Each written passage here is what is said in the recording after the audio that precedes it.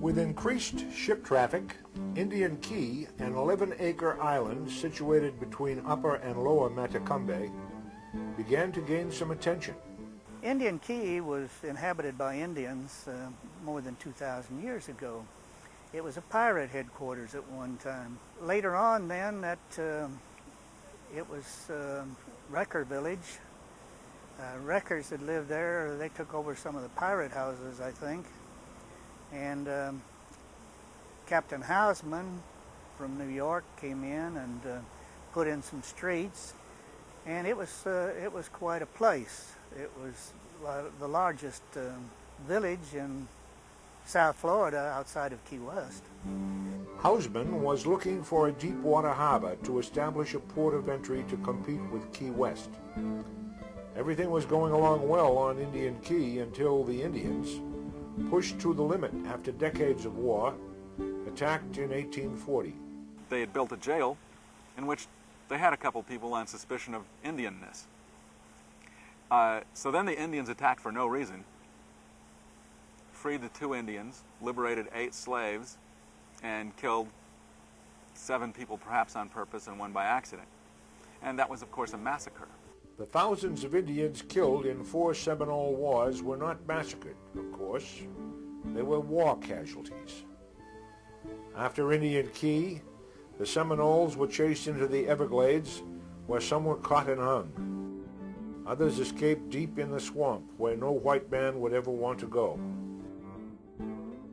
The island was used to assemble Alligator Light as a boat-building yard, a fish camp, and finally, after being wiped clean by several hurricanes, was purchased by the state in 1970 and is now Indian Key Historical Park.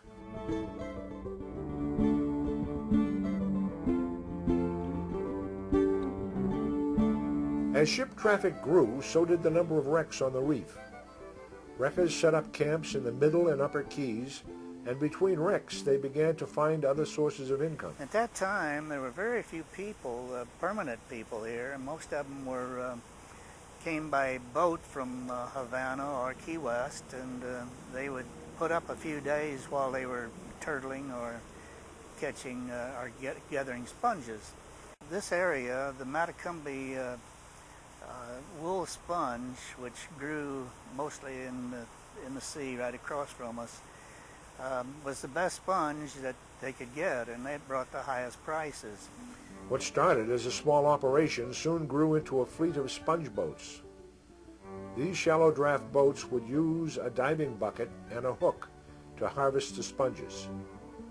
They were then taken to Key West, where they were trimmed and sold in lots at auction, adding even more wealth to Key West's economy. They did a terrific business in catching turtle. Turtle could be put on the ship up on its side, and it would last for several weeks and months sometimes, with just a little hosing off or something of the kind. Green turtle is most valued as a food, and Key West is usually supplied from these back bays and creeks. During the breeding season, they are easily taken while crawling upon the beaches to lay their eggs, and the visitors in these regions find it exciting recreation. Harper's New Monthly Magazine, 1871. Turtling continued into the middle of the 20th century. The turtles are now protected and have found an ally in Richie Moretti and the Hidden Harbor Motel. In 1981, I bought this motel. It was in trouble. Most of the motels in the Keys in 81 and 80 were in trouble because of the Mariel boat lift and because of the high price of fuel. So I was able to actually pick up the motel in a bankruptcy sale for next to nothing. Well, the girl I was with at the time, Tina Brown, she was becoming a fishing captain, so we went fishing every day. And we started bringing fish in after she caught a tarpon, and she didn't want to let it go, and she didn't want to kill it, so we brought it in and we put it in the saltwater pond. Well, over the next 2 years, we filled the saltwater pond. We had tarpon and snook and grouper and snapper, the first fish that we caught. Our first snappers together, our first groupers came into the pond as pets. It wasn't long before local children found out about the pet fish and began to come to see them be fed.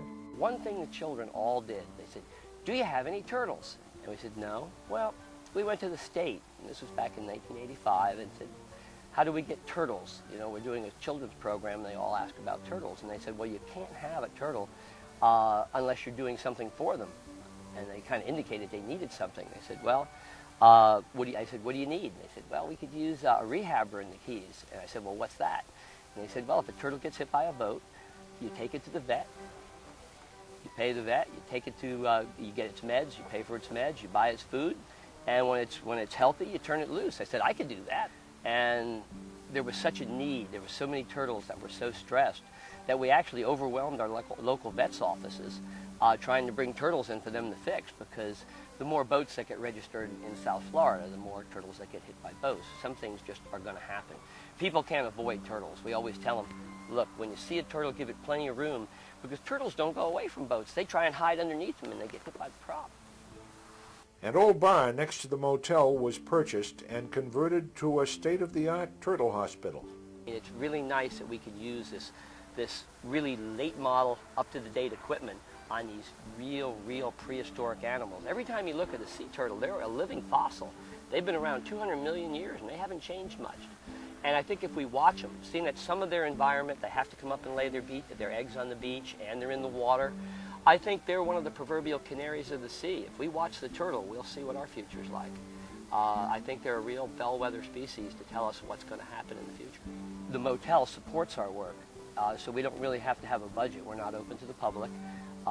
We pay our own bills. The motel gives us the building with lights, water, maintenance, insurance, staff, and even buys the food. People say, "Richie, you're so good. You came here to save the animals." I say, "No, I spent $500,000 on a boat to kill fish." But when you live here, it changes you. When you see a bird with a fishing line around its neck and it's bleeding, you know, that becomes the most important thing you can do that day.